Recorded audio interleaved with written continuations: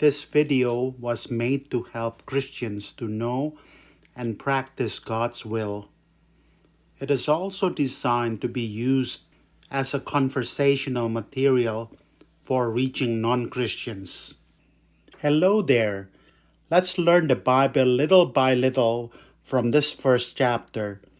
We promise you that it will not be tedious nor complicated because you would not have to learn all the theological, historical aspects in each chapter, but only the purpose and essence of it. After watching this video, Bible reading would be easier for you to understand. Genesis, the first chapter of this Bible, begins like this. In the beginning, God created the heavens and the earth. As the first verse of a large volume of verses in the Bible, this verse sets the tone, echoing in the entire Bible. It may also be the shortest and the most significant sentence not only in the Bible, but also in one's personal life and in the history of the whole world. This is because, depending on whether you accept or reject these words of the Bible, each individual's outlook on life and values will all change, and his or her life will also be changed. Also, the fate of the nation that receives this message will be completely different. Peoples and nations who have accepted this word and accepted the rest of the teachings of the Bible will try to live a life of love and servitude to God as their master.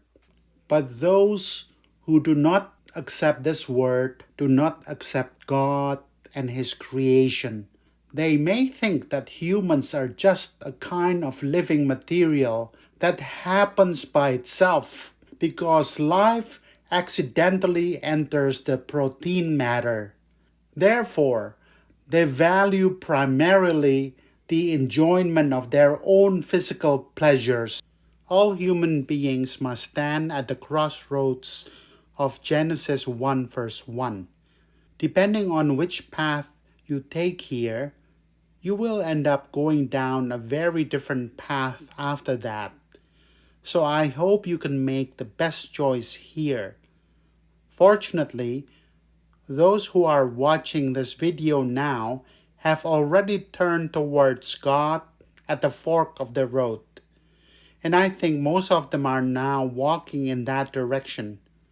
Congratulations on making the best choice in your life.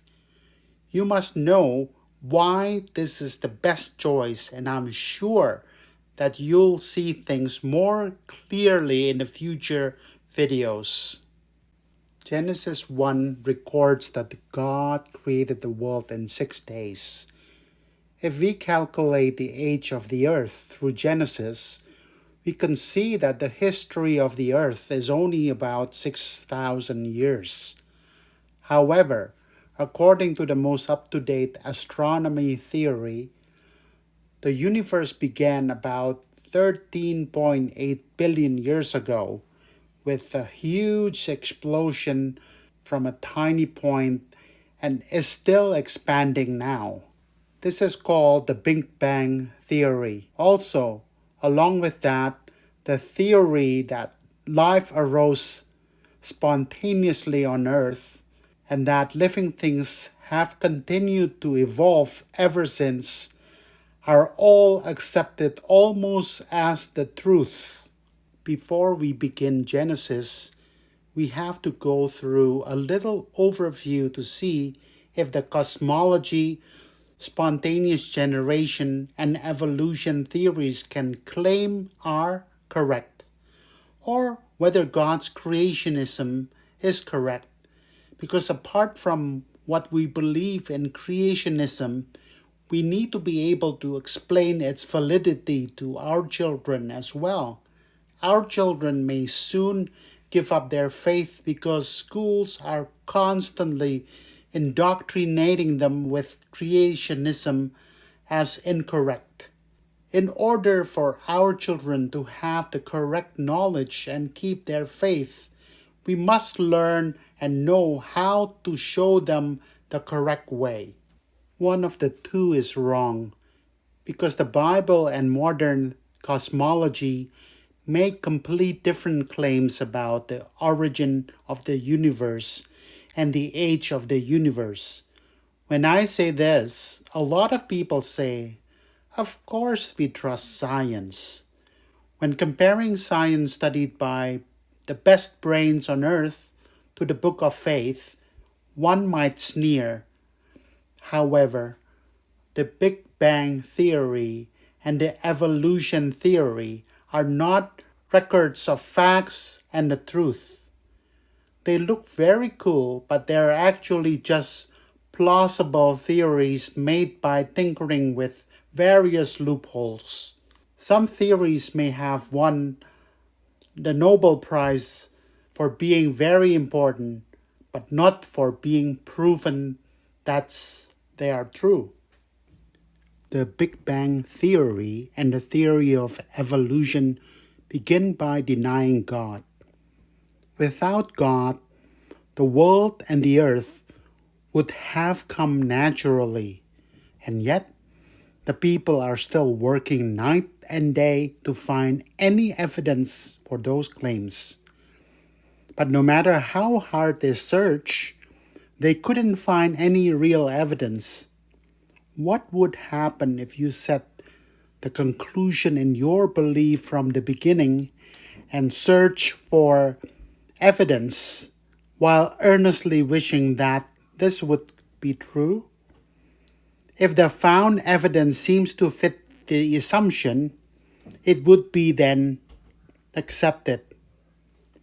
If the evidence is found contradicts the assumption, it would be automatically discarded or denied as an incorrect observation. Can this really be called science? Although it cannot be verified by an experimental method, at least it does not analyze the observation without prejudice and rejects the opposite evidence. Can this be called science? And can we call them scientists? It would just be another religion for people who don't like to accept God and have made the so-called reliable science as the wrapping paper for their theories. Cosmology and evolutionary theory eventually play a role in making people abandon God. Eventually, even though it is shaped like science, the Big Bang Theory and evolution theory have become one religion that is used by Satan. Today, I told you that depending on how you accept Genesis 1 verse 1, the person's life, values will all be changed. Although these theories were created by credible cosmologists, the Big Bang Theory is nothing more than a bogus theory with only the opposite evidence. And it can be said that it is almost like a religion. Next, let's find out whether the Bible is so unscientific or what the Bible plays a role in science. Then, we will continue to examine what is the problem with the Big Bang Theory and the theory of spontaneous generation. Thank you for watching.